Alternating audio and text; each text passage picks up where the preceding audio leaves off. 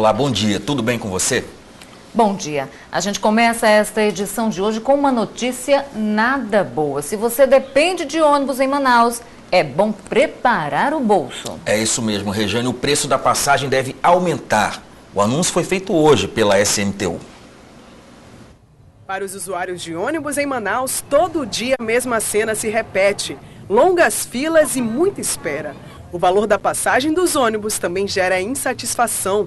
Acho um absurdo. Aumentar para quê? E a tarifa, que hoje é de R$ 2,25, deve aumentar. A tarifa que será definida nesses 4 dias de debate, tá? Só será implementada, cobrada ao povo, quando a frota nova entrar na cidade de Manaus. Foi o que anunciou o superintendente da SMTU, Marcos Cavalcante, hoje pela manhã, durante um fórum de debates com representantes da sociedade civil, empresas de transporte coletivos e instituições públicas. Esse é o objetivo. Transparência para se definir uma tarifa que efetivamente se remunere o sistema. Se a tarifa não remunerar os custos das empresas, vai continuar a mesma bagunça de antes. O fórum vai até sexta-feira. Um documento vai ser formulado com o resultado das análises e recomendações para o valor da nova tarifa. No dia 22 de março, o prefeito Amazonino Mendes vai se reunir com representantes das empresas vencedoras da licitação do transporte público para assinar o contrato definitivo. A previsão é de que entre maio e junho, os novos ônibus já passem a circular na cidade.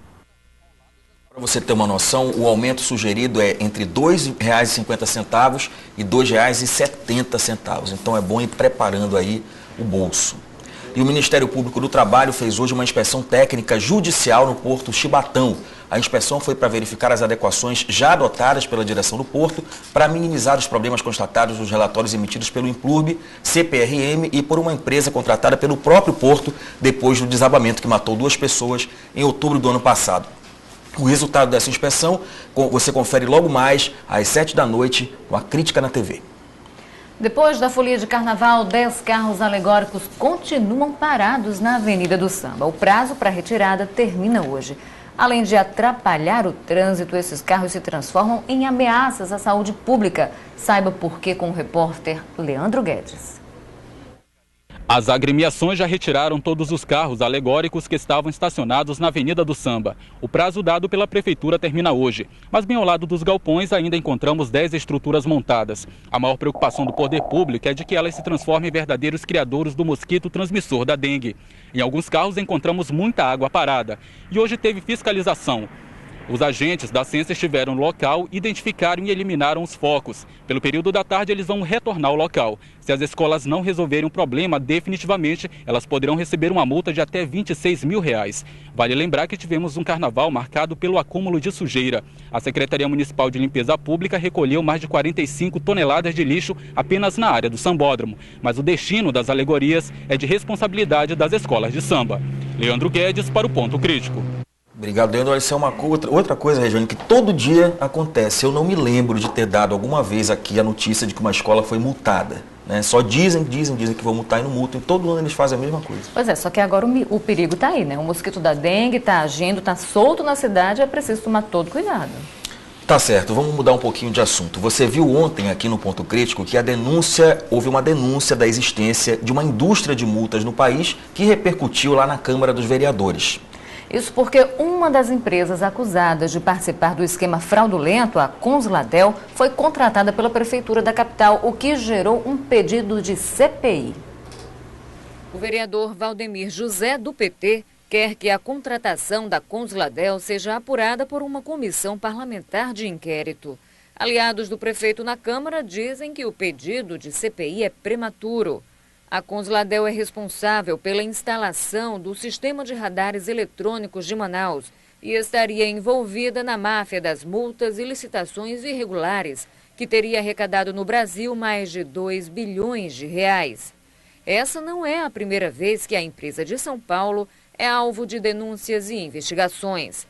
Em abril do ano passado, a Consladel venceu a licitação dos abrigos de ônibus de Manaus, que passou de R$ 9 mil em 2009 para R$ 25 mil em 2010, um aumento de quase 300%. A Consladel cobrou ainda mais de R$900 mil para instalar novos corujinhas na cidade e teria doado dinheiro para a campanha de Amazonino Mendes.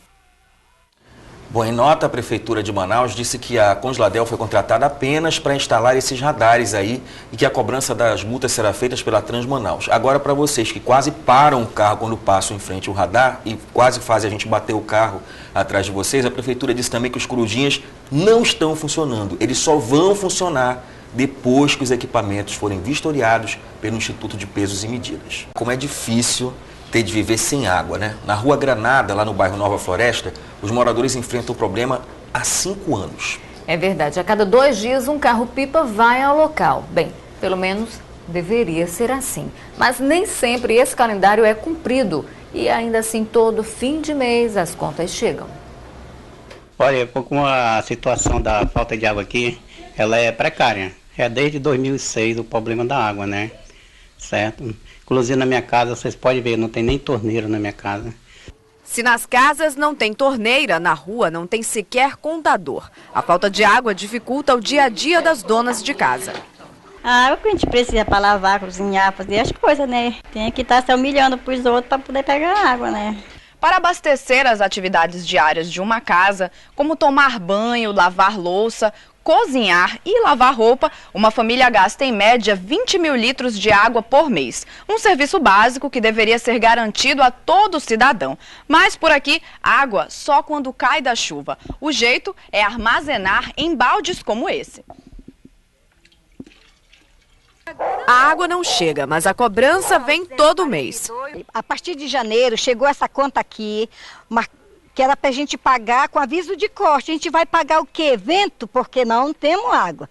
Para os moradores da Rua Granada, no bairro Nova Floresta, um aumento de mais de 10% na conta gerou discussão. Porque eu acho que não é justo nós pagar uma coisa que nós não devemos, que ninguém usa, então ninguém deve, né? É um absurdo, olha, né? Porque se nós tivesse água na torneira, na nossa casa, né? Porque quando a gente amanhece o dia, nós temos que fazer em nossa casa, né? Então, se nós tivesse água nas nossas torneiras, nós pagava com todo o prazer. Se tivesse água, eu não acharia então ruim, né? Pra gente pagar o que a gente estava usando, a gente ia ter que economizar para pagar menos, né? Há 5 anos sem o serviço de água, com o aviso de corte nas mãos e com a notícia do aumento, as moradoras demonstram sua indignação. Nós queremos a solução da água do Amazonas. O que eles vão fazer com a gente? Porque eu não vou pagar essa conta.